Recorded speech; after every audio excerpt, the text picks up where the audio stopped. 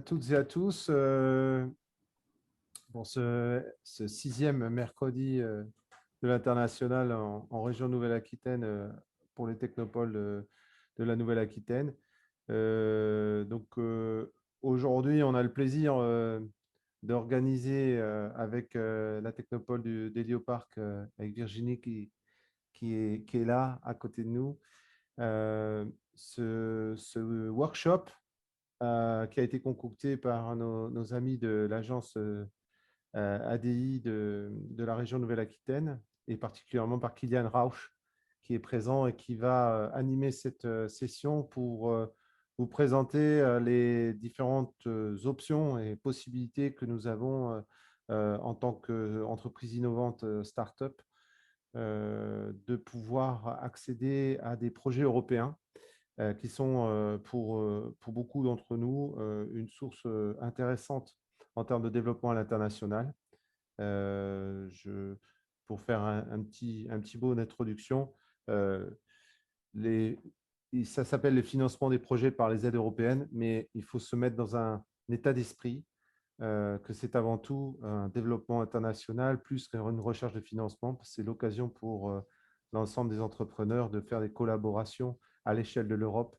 Et c'est un élément qu'il ne faut surtout pas oublier lorsque l'on s'engage dans cette démarche-là. Mais Kylian, je vais te laisser la parole et je suis sûr que tu sauras beaucoup mieux exprimer ces enjeux que représentent les projets européens pour les entreprises innovantes. Donc, merci à tous d'être présents, on est 24 connectés.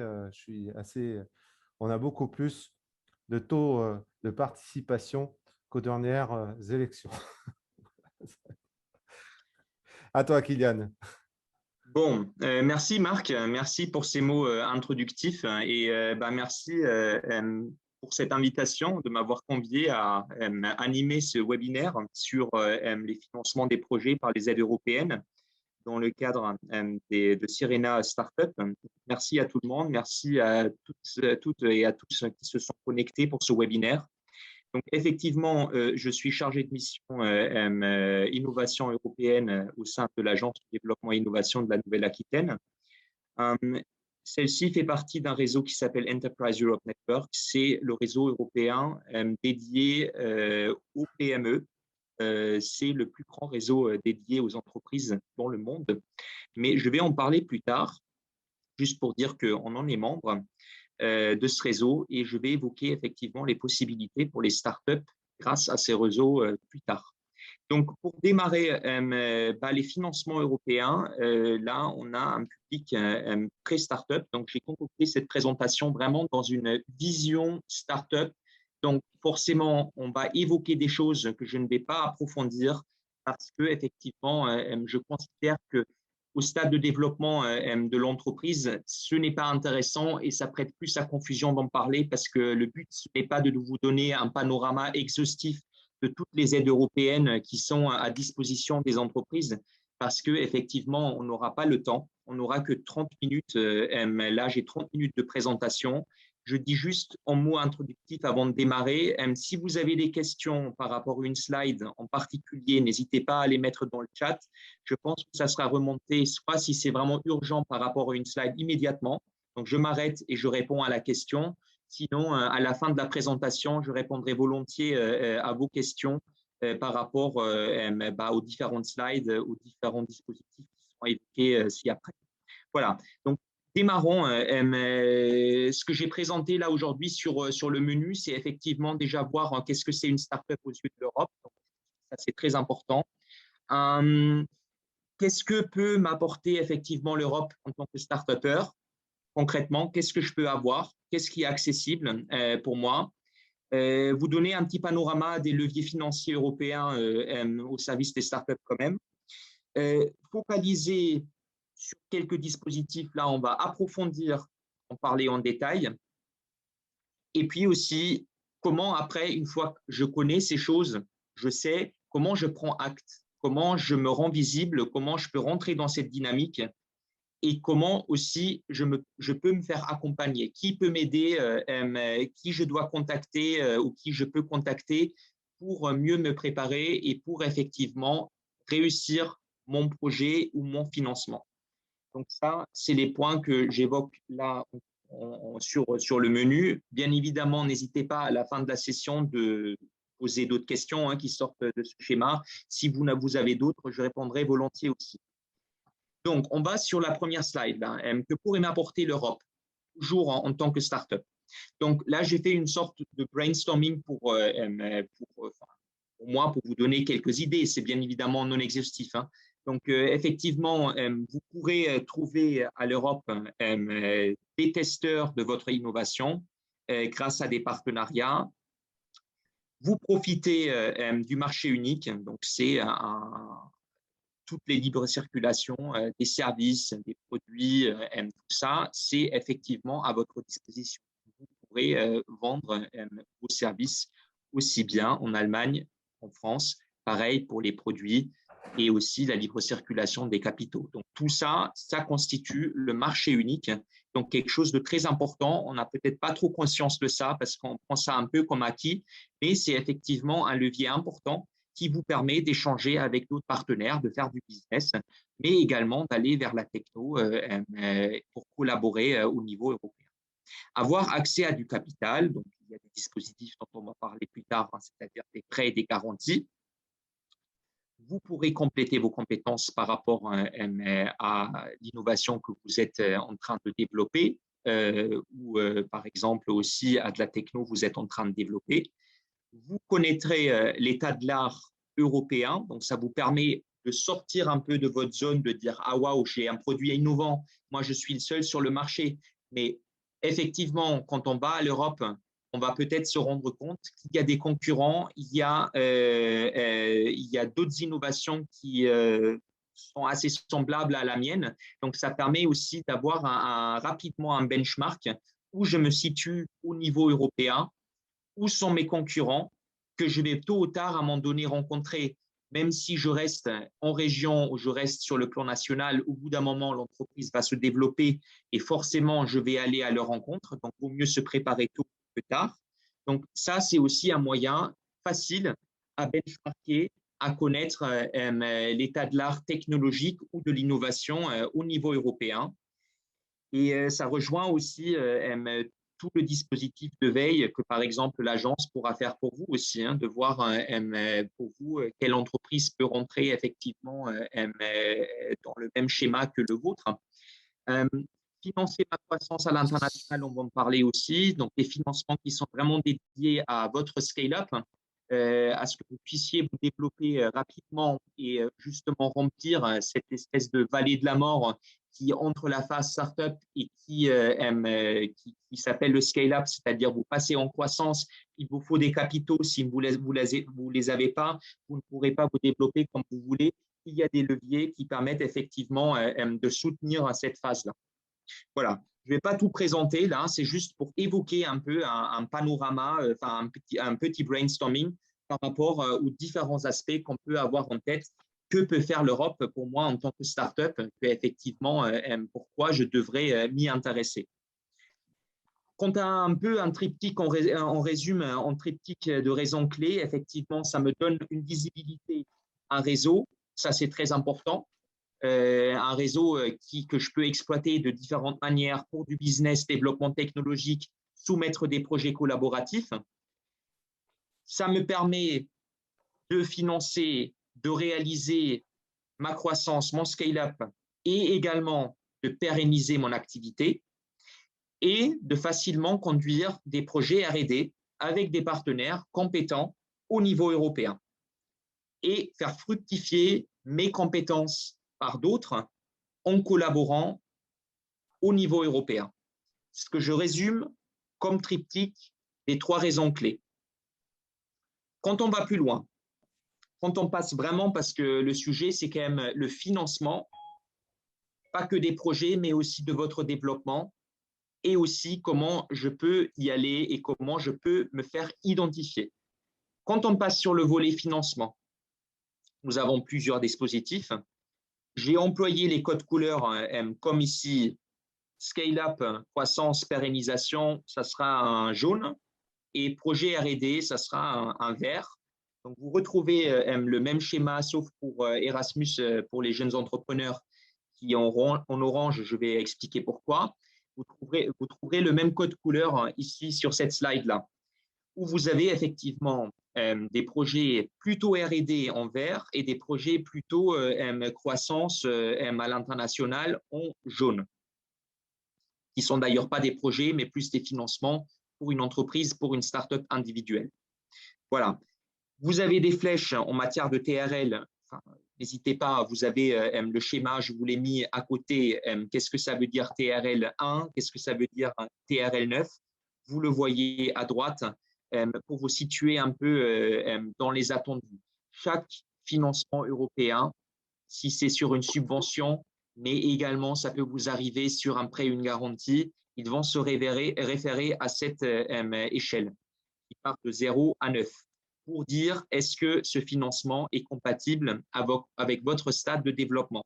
Ça peut être au niveau du produit, ça peut être au niveau de l'entreprise en intégralité. Ça dépend, est-ce que vous allez vers un projet collaboratif où vous allez conduire un projet, donc c'est-à-dire par exemple développer, mettre au point grâce à une collaboration un produit, un service ou un process, ou est-ce que vous, en tant qu'entreprise, en tant que start-up, postulez à un financement pour financer votre croissance. Là, on va plutôt regarder l'entreprise et pas effectivement ce que vous souhaitez développer.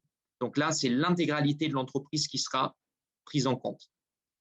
Juste pour vous situer, et là, donc la flèche en bas, c'est idée, recherche fondamentale, recherche industrielle, donc on suit la TRL que vous avez à droite, et à gauche, la flèche, c'est individuel ou collaboratif. Donc, vous situez les projets les programmes que j'évoque en haut, plutôt sur le côté collaboratif, et en bas, plutôt sur le côté vraiment entreprise individuelle. On va détailler ça plus tard. Ça, juste pour vous donner un panorama, Horizon Europe, juste rapidement évoqué, c'est un programme qui est dédié à financer la recherche et l'innovation dans les entreprises, mais pas que, aussi dans les universités et dans les laboratoires de recherche et des centres de recherche privés. Là-dedans, il y a bien sûr aussi une place pour les startups. Je ne vais pas plus détailler parce qu'effectivement, c'est un gros pavé et ça prendrait beaucoup trop de temps pour détailler Horizon Europe. On va viser une partie qui est vraiment dédiée sur le côté entreprise PME et start-up. Mais d'abord, je pense que ça serait intéressant qu'on identifie la start-up. Je pense que j'ai sauté une slide éventuellement qui a sauté elle-même. Je ne sais pas pourquoi, elle n'y est plus. Ce n'est pas grave. Je voulais vous donner une définition de la start-up aux yeux de Forbes et aux yeux aussi de BPI et finalement ramener ça vers une définition assez simple qui est donnée par l'Union européenne. Startup, c'est vraiment quelque chose qu'on peut voir d'une façon plus large des Américains, voire même Apple et d'autres entreprises qui sont basées vraiment sur une idée d'innovation comme startup, toujours comme startup. D'autres voient la startup vraiment juste l'entreprise, la jeune entreprise en démarrage qui a effectivement des idées, des produits innovants et qui veut croître d'une façon extrêmement rapide. L'Europe ne reprend pas toutes ces définitions. Elle donne une définition assez simple, c'est-à-dire start-up pour elle, c'est une PME, c'est-à-dire c'est entre 1 ETP, équivalent temps plein, et maximum moins de 250 ETP. Donc, on donne tout simplement un schéma. C'est une entreprise qui a entre 1 et 250 salariés à temps plein.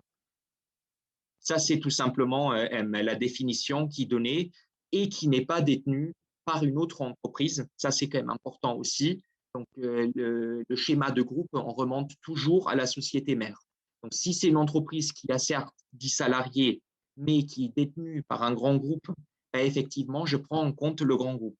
Et si le grand groupe, effectivement, dépasse, ben, on n'est plus dans le schéma d'une PME, start-up ou d'une PME, mais on est déjà sur le schéma d'une ETI ou d'un grand groupe.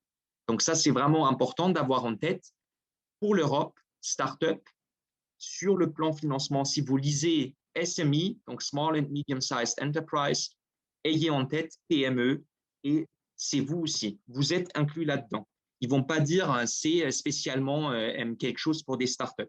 Ça peut être mentionné spécialement, mais ne vous sentez pas exclu si vous lisez PME. Ça ne veut pas dire que vous avez une activité déjà de 10 ans ou vous êtes une entreprise familiale, comme on l'a souvent en tête, où vous avez déjà un certain chiffre d'affaires ou aussi vous avez je ne sais pas combien de salariés. C'est vraiment PME, ça commence à un salarié et ça s'arrête à maximum, ça va, c'est moins de 250, en plus 240. Voilà. Si vous situez là-dedans, vous êtes bon, vous êtes dans le viseur de l'appel ou du financement. Ça, c'est important. Peut-être encore important aussi à évoquer parce que vous êtes peut-être confronté à ça. Par rapport aux fonds propres, si par exemple vous postulez par exemple à des aides BPI, on va souvent vous demander des fonds propres. C'est-à-dire qu'on va vous donner 1 euro, vous devez avoir 1 euro en fonds propres. C'est toujours une garantie, un prêt, une subvention à hauteur de fonds propres. Cette logique, pour la majeure partie, quasi intégralité des projets européens, ce n'est pas le cas. Donc, si vous n'avez pas, vous pourrez encaisser une subvention européenne sans avoir le même montant en fonds propres. Ça, c'est assez sympa. Je pense que c'est quelque chose qu'il faut quand même évoquer. C'est assez sympa, surtout pour des structures où effectivement le manque en fonds propres est souvent une contrainte au départ. Donc, quand on passe maintenant, on est sur ce schéma, on a identifié ce que c'est une start-up. On a au sens de l'Europe, mais start-up égale PME. On a vu aussi le petit panorama ici, la différence entre un projet individuel, financement collaboratif, financement individuel. On a vu aussi l'échelle de maturité technologique, TRL, et vous avez le panorama ici. On passe peut-être sur le premier programme qui peut être intéressant pour une entreprise, une start-up. Il s'appelle Eurostars. C'est un programme qui est plutôt orienté vers la R&D, recherche et développement, mais porté vers le marché. Donc, c'est des entreprises PME, donc ça peut être une start-up innovante qui investit fortement dans la R&D. Ça veut dire qu'elle a, si on part sur une start-up, je ne vais pas prendre les entreprises entre 100 et 250 ETP, mais je vais plus partir sur des petites entreprises 1 à 99 équivalents temps plein.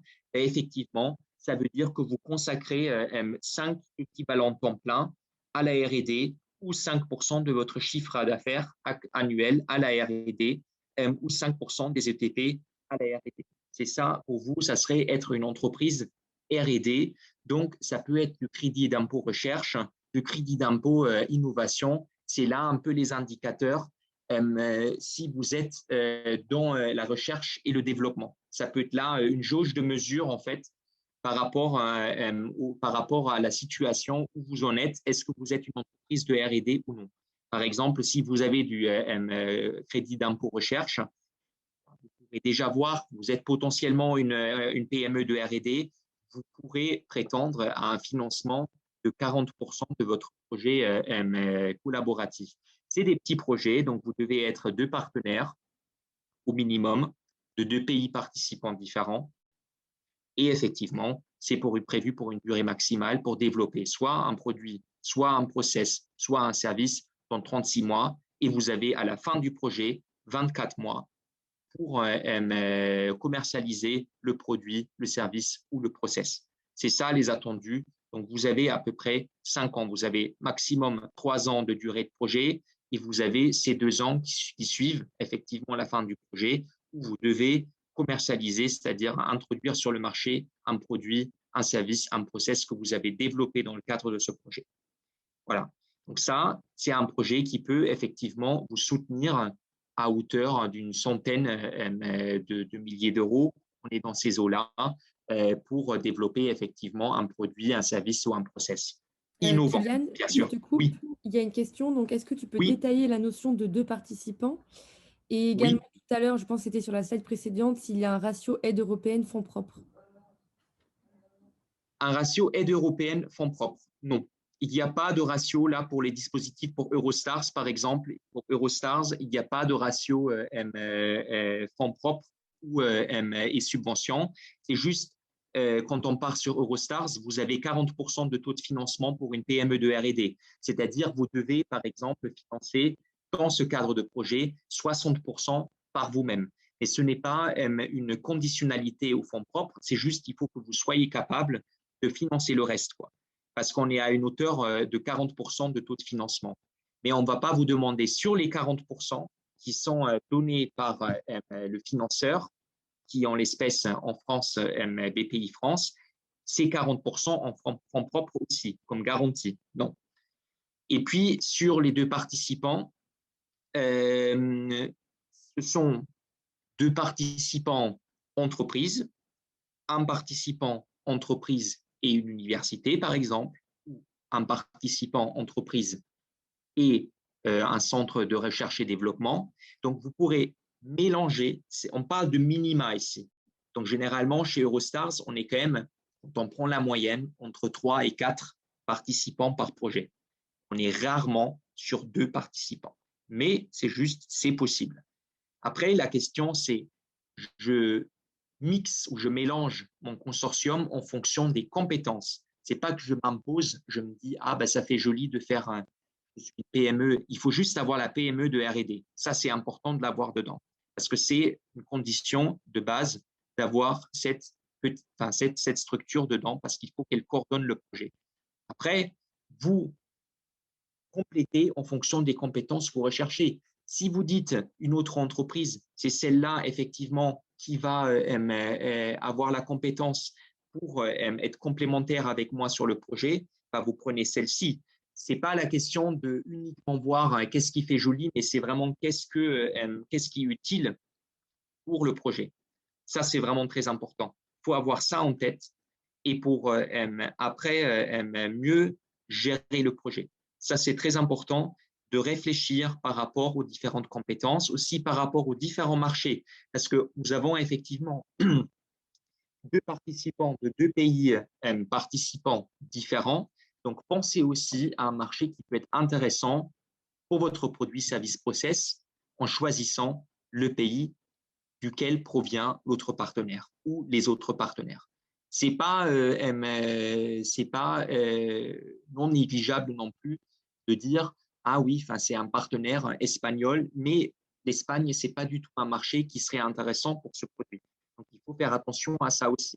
C'est pas choisir juste un pays parce que ça pourrait faire joli, mais c'est aussi toujours avoir une arrière-pensée. Pourquoi je choisis ce pays? Pourquoi ça peut être utile d'avoir un partenaire, par exemple, allemand, italien? Parce que effectivement, ce marché peut être intéressant pour moi. Voilà, j'avance parce que l'heure avance aussi. Nous avons un autre dispositif sur lequel je souhaite m'arrêter, c'est les financements en cascade. C'est effectivement ce sont je vous ai mis le lien, ce sont des mini-projets, c'est des mini-appels à projets qui sont destinés souvent effectivement à des startups. C'est un consortium qui a obtenu un financement, qui va lancer des appels à projets. Et effectivement, à travers ces appels à projets, soit des binômes, donc 2 entreprises, 2 startups généralement, c'est toujours à destination des PME, donc des startups, vont remporter un appel à projet pour effectivement soit financer la validation d'un démonstrateur. Donc, ça peut être très intéressant si vous avez, par exemple, une machine et vous devez la tester dans un environnement réel, ou, par exemple, ça peut être un bassin de test pour un engin marin. C'est des choses qui peuvent être coûteuses. Et là, ça serait effectivement l'appel à projet, si vous l'obtenez, qui prendrait en charge cette validation d'un démonstrateur. Donc, les interlocuteurs, souvent, sont aussi des structures de terrain. Souvent, c'est des gens qui ont obtenu ce projet, qui sont sur le territoire, c'est-à-dire c'est des consortia, par exemple, des pôles de compétitivité qui peuvent remporter le projet et derrière ouvrir un appel à projet pour les PME françaises. Et vous pourrez postuler, obtenir le financement ou, par exemple, faire valider votre démonstrateur dans un environnement réel.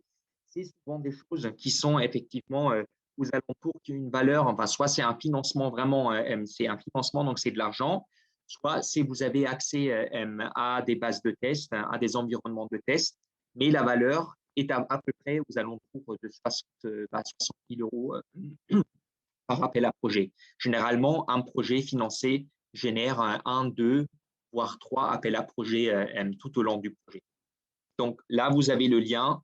Je vous l'ai mis. Le support sera accessible, bien sûr, à tous les participants. Vous pourrez cliquer dessus. Vous voyez ce qui est actuellement ouvert, à quoi vous pourrez prétendre. Quand on poursuit et on rentre, j'ai un dispositif, par exemple, qui s'appelle UIC Accélérateur. Je ne vais pas aller plus loin sur dans quel programme ça s'inscrit. Ce n'est pas le but aujourd'hui. Aujourd'hui, vraiment, le but, c'est vous donner quelques pistes pour accéder à des financements européens. Donc ça s'inscrit déjà, on sort du cadre projet. Là, de ça, on a parlé précédemment. Ça rentre dans le cadre projet. J'ai un projet d'innovation de R&D, je souhaite le financer. Ça, c'était les financements avant. Ici, on glisse déjà dans le volet jaune, dans ce que j'ai marqué en jaune, dans le volet « Je finance ma croissance à l'international ». Voilà. Et là, il y a un dispositif qui s'appelle UIC Accélérateur qui est dédié aux PME, donc aussi ouvert à des startups. C'est un dispositif qui se décline et à partir de TRL6, quand on revient à l'échelle, par exemple, ici on l'avait l'échelle, là, voilà. Donc on est déjà vous avez déjà un prototype en fait. Voilà. Donc c'est à partir de là, si vous avez déjà un prototype, ce financement peut être intéressant pour vous. Il peut financer votre croissance à l'international si l'entreprise se situe déjà à TRL6 et généralement, ce sont pour parler start-up, c'est des startups qui préparent un scale-up, c'est-à-dire vraiment vous partez en mode croissance accélérée. Donc, vous allez aller vers l'international, vous découvrez les premiers marchés, vous avez besoin d'argent. Là, vous avez une partie qui reste de la subvention. Ça, c'est pour les développements de TRL encore bas. Vous pouvez aller jusqu'à 2,5 millions d'euros sur le volet subvention, donc pas conditionné à des fonds propres. Et vous avez un volet capital risque, investissement, qui peut aller jusqu'à 15 millions d'euros. Donc, si vous combinez tout ça, vous arrivez effectivement à un montant maximum de 17,5 millions d'euros quand on va sur le max. La Commission européenne, bien sûr, et la Banque européenne, les deux institutions, elles se réservent bien sûr le droit de revoir à la baisse et de vous proposer, par exemple, 1 million d'euros de subventions et 8 millions, par exemple, de financement en capital risque, donc d'investissement. Voilà. Donc là, vous avez sur le côté subvention 70% de financement, il reste bien sûr 30% du coup à votre charge. Et vous avez tout de suite un acompte. Quand vous êtes financé, vous allez avoir un premier versement. Vous n'allez pas payer sur vos fonds propres un développement et puis à un moment donné, vous allez recevoir l'argent. Vous avez toujours, même pour les projets aussi collaboratifs, un paiement au départ. Ça vous met à l'aise, ça peut vous permettre de travailler tout de suite. Voilà. Donc ça, c'est effectivement, je ne vous cache pas, mais là, on est un peu dans la Champions League des financements européens, c'est-à-dire on a un taux de succès qui est quand même un peu en deçà de 10% sur tous les projets déposés. Donc, c'est assez challenging en matière de concurrence parce qu'il y a beaucoup de dépôts et finalement, il y a pas énormément de fonds disponibles et il y a quand même aussi une évaluation qui est assez rigoureuse. Donc, c'est quand même intéressant. Si vous êtes vraiment une entreprise avec un potentiel d'innovation très fort et une envie de croître à l'international très forte. Donc, n'hésitez pas non plus à nous solliciter là-dessus si vous avez besoin d'accompagnement, plus de renseignements sur la soumission du projet et tout ça. Je suis à votre disposition. Malheureusement, je n'aurai pas le temps d'en parler là parce que le temps, je vois que le temps passe. Quand je continue sur je finance ma croissance, je peux également aussi rentrer. Là, on avait un dispositif qui était un peu hybride, c'est-à-dire on avait une partie subvention et on avait déjà une partie investissement. Maintenant, quand on laisse à part vraiment le côté subvention et on rentre vraiment dans un côté plus prêt garanti investissement, effectivement, j'ai un programme qui s'appelle InvestEU où effectivement, j'ai des garanties qui sont apportées par un fonds de InvestEU à des intermédiaires en région, par exemple, des intermédiaires en Europe, des intermédiaires financiers, c'est-à-dire ces intermédiaires, grâce à ce fonds qui couvre le risque qu'ils prennent en investissant, par exemple, chez vous, ce fonds les couvre et ça leur permet d'être plus sereins et d'investir dans des projets, par exemple, de scale-up, dans des projets d'innovation. Et derrière, si jamais l'entreprise, ça ne se passe pas, effectivement, il y a le fonds européen, là, le fonds InvestEU. Je simplifie, le fonds InvestEU qui va garantir ses pertes. Donc, c'est en fait un fonds de garantie qui permet aux intermédiaires financiers, on en a en région, d'investir dans des projets start-up. Voilà. Vous avez également une plateforme qui peut mettre en relation. Vous avez aussi un portail qui permet de candidater. Actuellement, il y a toujours, ils sont en train d'évaluer les différents intermédiaires financiers qui se sont portés candidats pour effectivement être accrédités auprès du fonds et pour pouvoir investir ultérieurement. Voilà. Donc, vous avez également le lien en bas pour aller sur le portail et je suis aussi à votre disposition pour vous renseigner. Je suis désolé, hein, je peux vraiment exposer, c'est très technique, mais effectivement, sur un rendez-vous individuel, on peut aller plus loin sur ces dispositifs. Quand je passe au prochain, je finance mon scale-up. Je fais un peu un zoom sur quelque chose qui est vraiment dédié au scale-up, donc qui s'appelle Escalar. C'est European Scale-up Action for Risk Capital. Donc ça, c'est quelque chose qui permet aux entreprises innovantes, donc aux startups, de financer leur scale-up. Voilà. Donc ça, c'est aussi un fonds de garantie.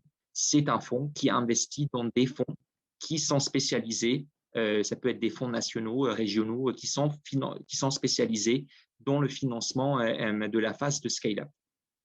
Actuellement, ce fonds, quand vous cliquez sur la page de Escalar, vous allez voir qu'actuellement, on ne peut pas encore accéder à la liste des intermédiaires financiers retenus pour mener ces actions parce que l'appel à candidature est clos et du coup, actuellement, ils sont en train d'évaluer les différentes candidatures qu'ils ont pu obtenir pour après classer les intermédiaires financiers.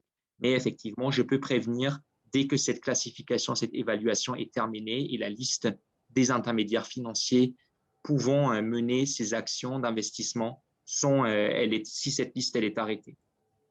Yann, excuse-moi, je me permets. Les Oui. deux derniers, c'est Joanne et Dascon de l'Estia. Oui. Rapidement, parce que je sais que le temps est compté. Les deux derniers fonds que tu présentes, c'est des fonds pour des intermédiaires financiers. Ce n'est pas des fonds où les startups vont candidater elles-mêmes. On est d'accord? C'est effectivement des fonds qui sont destinés à garantir des investissements d'intermédiaires financiers. Il y a par exemple, en Nouvelle-Aquitaine, j'ai vu qu'on avait Akiti, qui sont par exemple, qui étaient accrédités. La start-up, elle va s'adresser pas à ce fonds, elle va s'adresser du coup à Akiti. Enfin, à l'instance, il y a une liste, je peux donner le lien aussi volontiers. Il y a une liste d'organismes, par exemple sur InvestEU, on peut les trouver par région en France ou aussi avec une compétence nationale. Ça peut être une banque, par exemple, ça peut être le Crédit Coopératif, ça peut être Akiti, ça peut être un truc qui s'appelle Initiative Nouvelle-Aquitaine, ça peut être la NEF pour les entreprises dans le social. Donc, ça peut être spécialisé soit géographiquement, soit aussi par rapport au type de structure, donc par rapport à une start-up, et aussi par rapport à son activité, comme par exemple l'ELANEF, qui est vraiment spécialisé dans le financement de projets dans l'innovation sociale, Et effectivement, je suis une start-up dans l'innovation sociale. Je contacte la NEF et la NEF, elle va me proposer ce dispositif d'investissement. Et elle-même, elle sera garantie par un fonds. C'est un peu ça le mécanisme. Mais effectivement, une start-up ne va pas s'adresser directement à Escalar parce que ce n'est pas un fonds qui directement investit. Pour peut-être conclure sur un autre dispositif qui peut être intéressant et qui sort complètement du schéma qu'on avait vu avant avec soit je finance mon projet, soit je finance ma boîte, comment je me forme et j'apprends, comment j'échange de bonnes pratiques. Ça peut être intéressant quand je prépare soit un projet d'entreprise ou quand je viens de me lancer. Donc, c'est Erasmus pour les jeunes entrepreneurs. Donc, c'est le système Erasmus. J'ai une bourse. La France, c'est 900 € par mois. Je suis un jeune entrepreneur.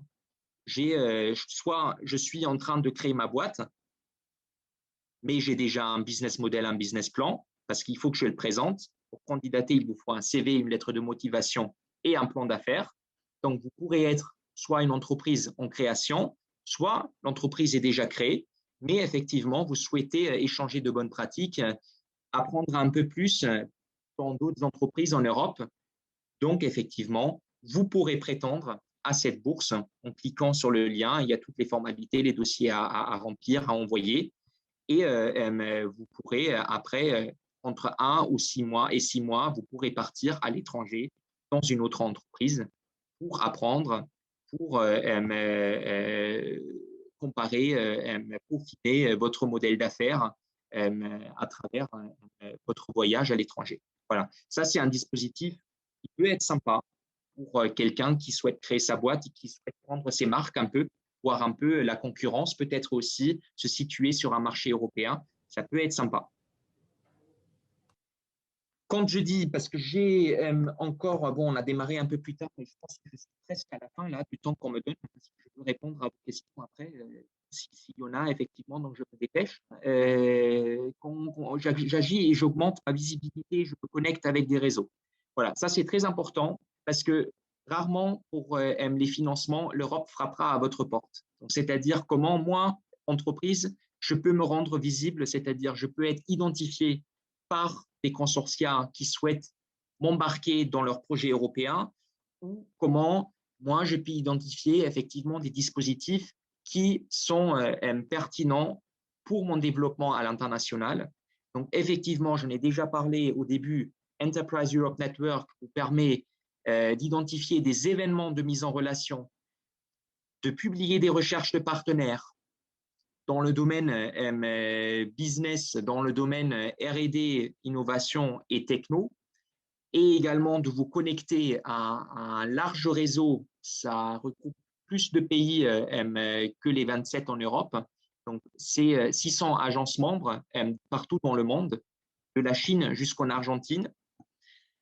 ADI en est membre et la CCI Nouvelle-Aquitaine aussi. Nous sommes 2 membres en Nouvelle-Aquitaine à votre disposition. J'explique qui fait quoi rapidement sur une prochaine slide. Vous avez Startup Europe, où effectivement, vous avez un club des startups. Ça vous permet de vous interconnecter avec vos pairs en Europe, voir un peu qui dans, benchmarker, identifier des contacts, prendre contact, échanger avec d'autres startups, filtrer par domaine, par secteur, pour un peu voir qui fait quoi en Europe. Donc, c'est très sympa, c'est un outil, vraiment, c'est une plateforme très intéressante pour les startups. Vous avez bien évidemment les foires industrielles où vous pourrez aussi faire une visite à travers des compagnies mission, des Learning Expeditions qui sont organisées par des technopoles. Marc en fait, Estia en fait. Donc là, ça prend aussi, ça permet de prendre vos marques, de vous faire identifier, de rencontrer des grandes entreprises, par exemple, des universités. Voilà. Les pôles de compétitivité peuvent également vous accompagner. Nous avons une représentation de la Nouvelle-Aquitaine à Bruxelles qui peut effectivement vous connecter à des institutions européennes. Je vous ai mis une adresse mail du chargé de mission qui est à votre disposition aussi. Vous avez le Innovation Radar où vous pourrez effectivement voir un peu expérimenter l'état de l'art sur une innovation précise. Vous avez le portail Yo Europe qui aussi peut informer sur des dispositifs financiers qui peuvent être pertinents pour vous. Donc, vous avez tout un tas de plateformes et d'acteurs qui peuvent vous aider, accompagner dans cette démarche. Quand on va un peu plus loin, pour terminer sur Enterprise Europe Network, qu'est-ce que ce réseau sait faire? Donc, nous sommes, comme je disais, 2 partenaires en Nouvelle-Aquitaine. C'est présent dans 60 pays, donc c'est vraiment beaucoup plus large que l'Europe. Il y a effectivement un accompagnement, des accompagnements qui sont larges. La CCI, elle est vraiment portée vers le volet je développe ma techno, je fais du business à l'étranger. Donc tout ça, ça peut être, je vais sur une foire industrielle pour me connecter grâce à un événement de mise en relation pour faire des affaires, pour vendre des produits, pour acheter des produits. Voilà. Aussi, le conseil sur la réglementation européenne, pas à négliger parce qu'effectivement, ça peut effectivement être un vecteur d'innovation. Si, par exemple, un produit sera interdit, il faut trouver des substituts. Ça peut être très intéressant de partir là-dessus. Et effectivement, le volet ADI, où on accompagne vraiment sur les financements, c'est-à-dire je finance par ma croissance à l'international ou je finance mon projet.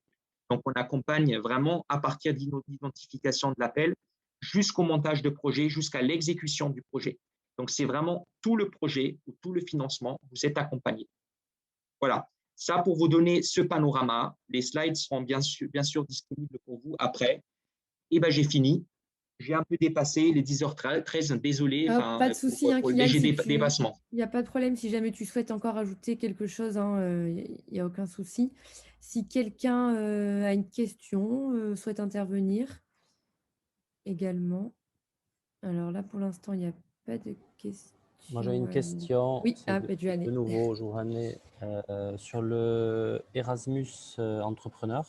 Oui. J'ai compris que c'est un financement pour l'entrepreneur, mais est-ce que ça peut financer, je parle en étant intéressé, des structures qui vont accueillir ces entrepreneurs?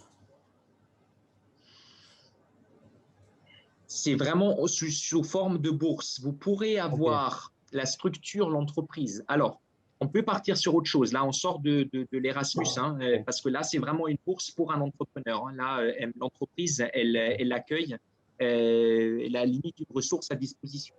C'est ça. Il ne faut pas le voir comme un espion, bien sûr. C'est pas James Bond qui arrive dans l'entreprise qui va rassembler des choses sur la propriété intellectuelle. C'est plutôt quelqu'un, un jeune entrepreneur qui veut vraiment prendre ses marques et qui souhaite apprendre. Il faut bien sûr, en tant qu'entreprise, être prudente quand on accueille quelqu'un, qu'on ne dévoile pas tout.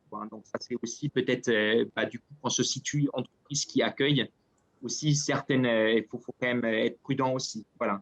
Mais quand on a quelque chose qui plus, moi, entreprise, je me fais financer pour accueillir quelqu'un, il y a un dispositif, et ça s'adresse moins à des entrepreneurs que plus à des PhD, c'est-à-dire je peux accueillir en tant qu'entrepreneur un PhD sous une bourse Curie, c'est-à-dire c'est pour un PhD qui arrive dans une boîte et la boîte, elle peut se faire financer à travers ça en accueillant un jeune chercheur étranger.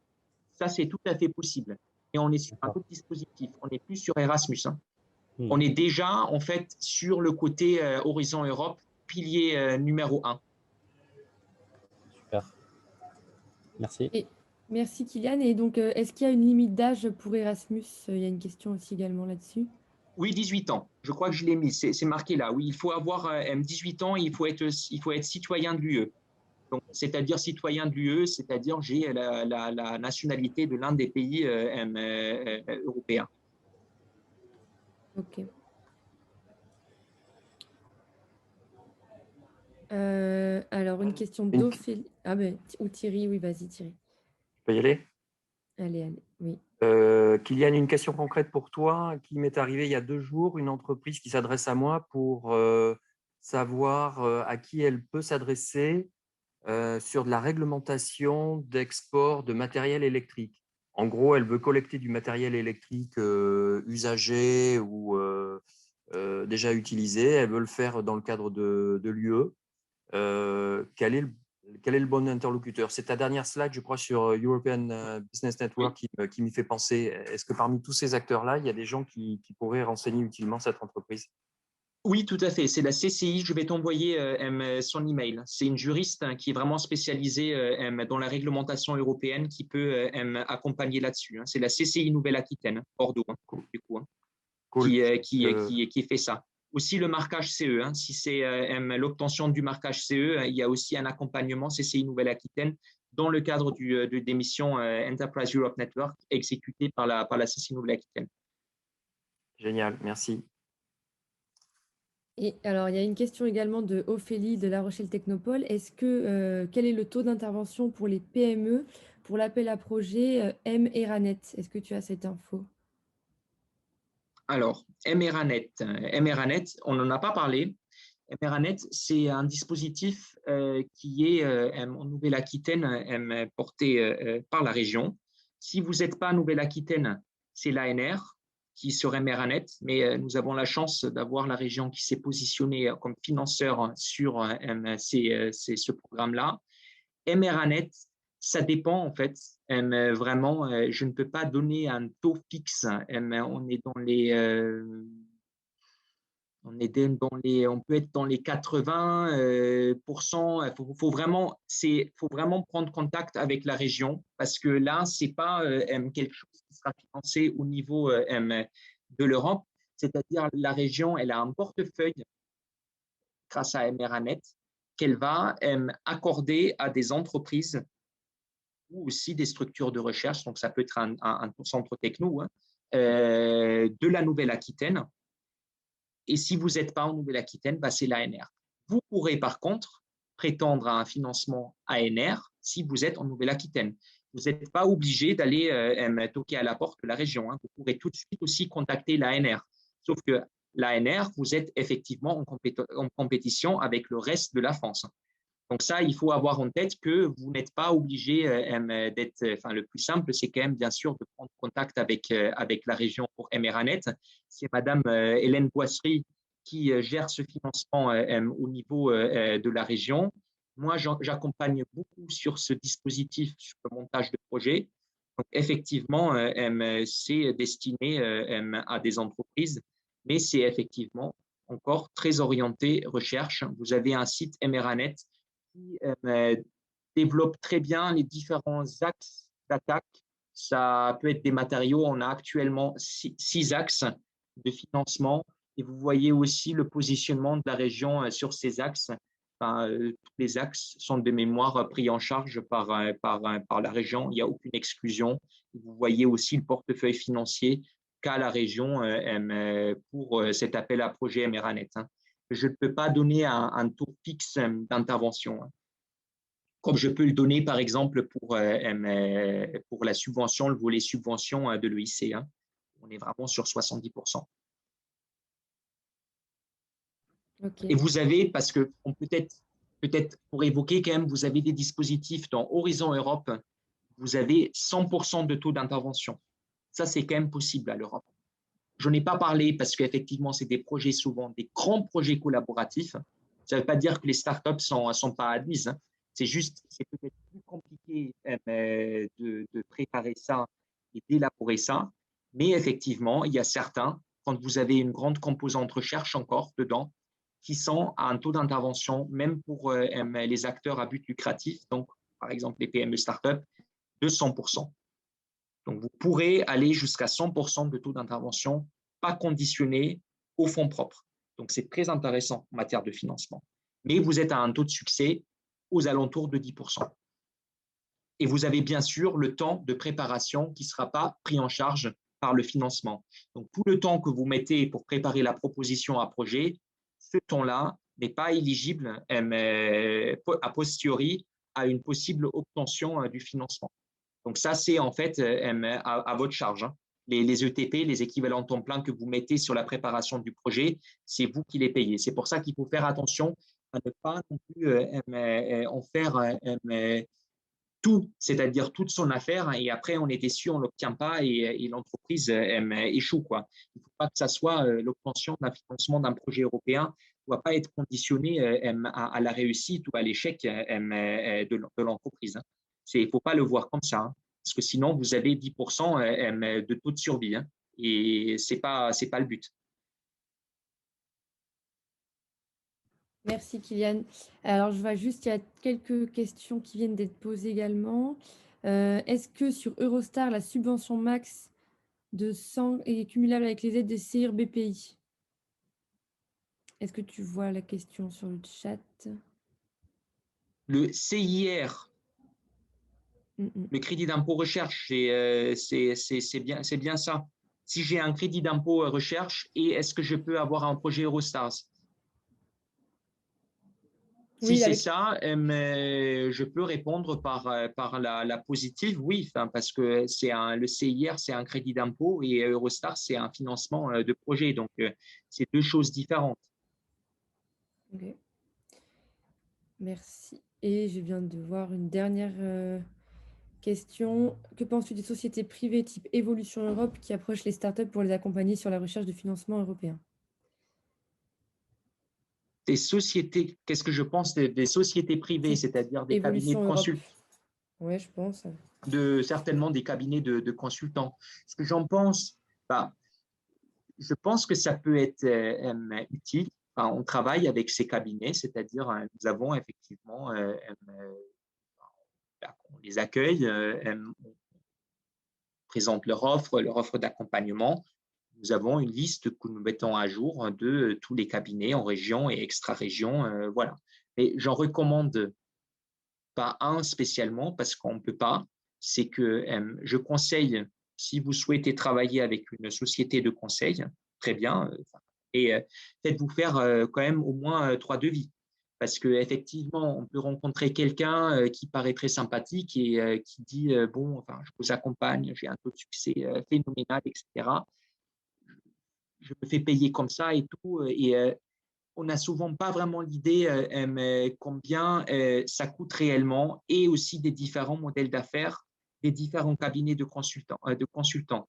Vous avez des modèles d'affaires qui fonctionnent, vous payez tout one shot avant que vous ayez un retour sur le projet.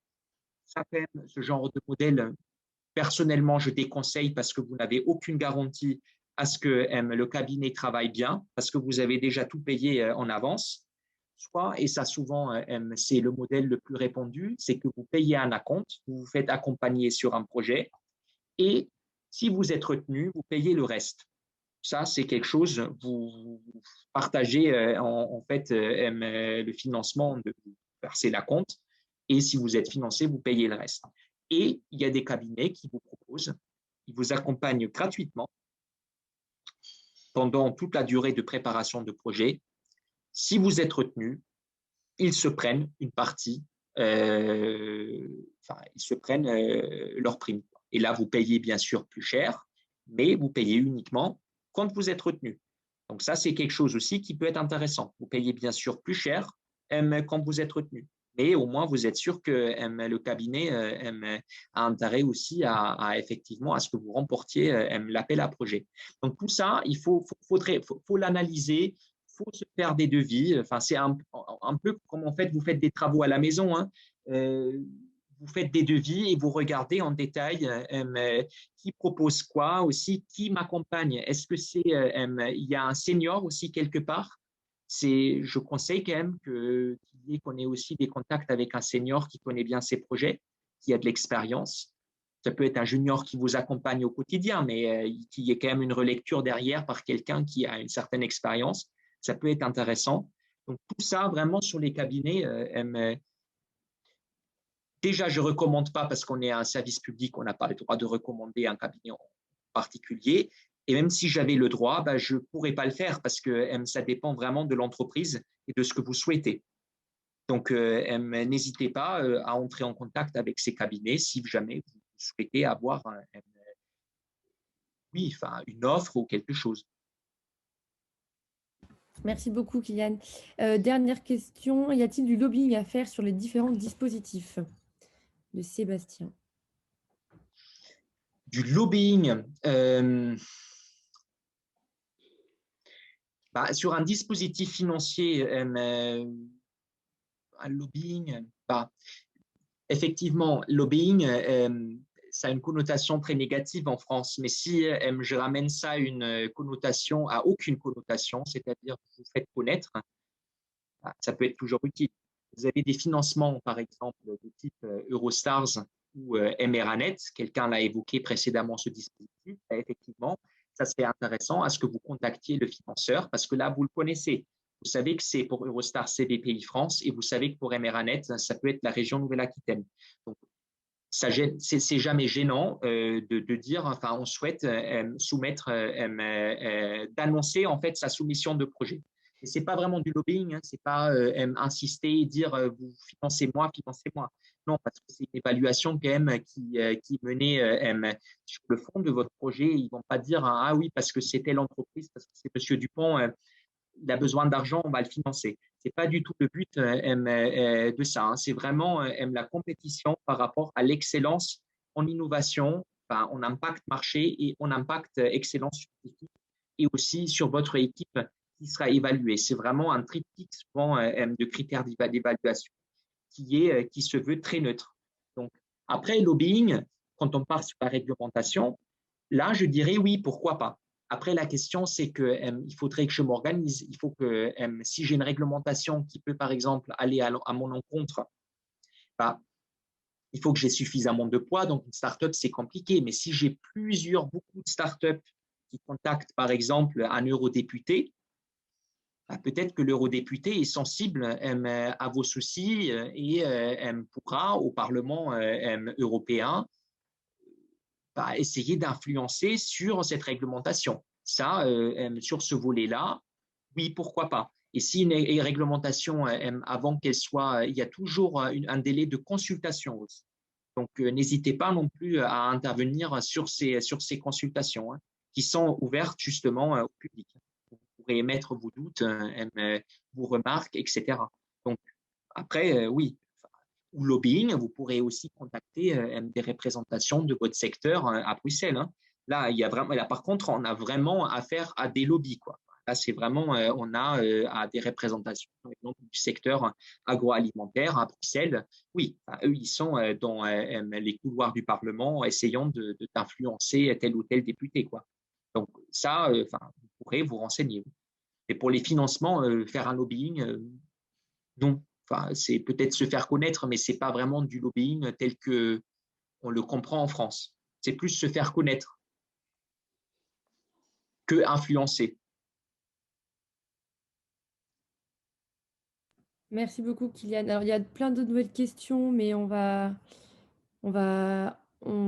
pense qu'on va clôturer. De toute façon, tu avais donné ton mail et tes contacts. Donc, si Oui. quelqu'un souhaite te contacter pour son cas perso, Bien sûr. c'est tout à fait possible. Oui. De toute façon, donc, le replay sera disponible. Les planches également, donc on va tous vous les envoyer. Oui. Voilà, donc à moins que tu aies quelque chose à ajouter, je pense qu'on peut clore le webinaire. Je dis que, n'hésitez pas à m'envoyer un mail, à me passer un coup de fil. Je suis vraiment là pour ça, pour accompagner sur les dispositifs financiers. N'hésitez pas à me solliciter sur ça. Je vous donne des renseignements. Je vous accompagne ou si c'est plutôt la CCI qui est compétente, par exemple, ou un pôle de compétitivité, je vous mettrai en relation, ou la région, la représentation, par exemple, je vous mettrai volontiers en contact. Aucun souci. En tout cas, merci beaucoup. C'était très intéressant. Tu as beaucoup de remerciements également sur le chat.